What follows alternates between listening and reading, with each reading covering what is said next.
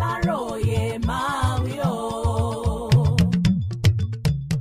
Nítorí ìbò ọdún 2027, Àtíkù ti yarí o.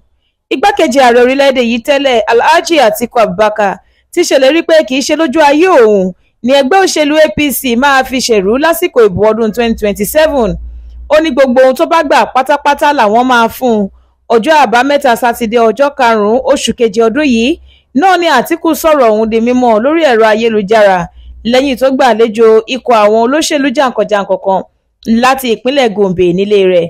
Ọjọ́ Ẹtì Friday ọjọ́ 4 oṣù kejì ọdún yìí ni Sẹ́nẹ́tọ̀ Idris Abdullahi ṣáájú ikọ̀ àwọn olóṣèlú kan tí wọ́n jẹ́ ọmọ ìpínlẹ̀ Gombe lọ sílé Alhaji Atiku Abubakar tí wọ́n sì ṣèlérí fún un pé gbangba làwọn wà pẹ̀lú rẹ̀, pàápàá pẹ̀lú ẹgbẹ́ òṣèlú alásopọ̀ tí wọ́n ṣẹ̀ṣẹ̀ dá sílẹ̀ láìpẹ́ yìí.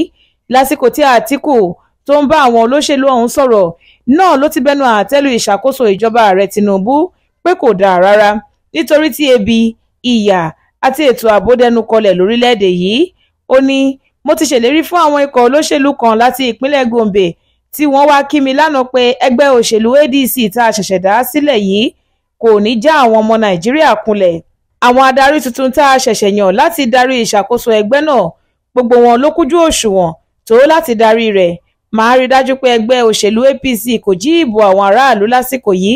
Gbogbo ohun tó wà ní ìkáwọ́ mi pátá ni màá ṣe láti rí wípé ìjọba bọ́ lọ́wọ́ ẹgbẹ́ òṣèlú APC lásìkò yìí. Ìjọba wọn kò tú àwọn ènìyàn lára rárá. Kókókó ní ara ní àwọn ọmọ Nàìjíríà lásìkò yìí. Bẹ́ẹ̀ Ọlọ́run kẹwàá tó àwọn olórí wa ni kò dáa. Pẹ̀lú báwọn olóṣèlú láti ìpínlẹ̀ Gombe ṣe ti wá fìfẹ́ hàn sí wa báyìí, ó dájú pé òpin ti dé bá ẹgbẹ́ òṣèlú APC nìyẹn.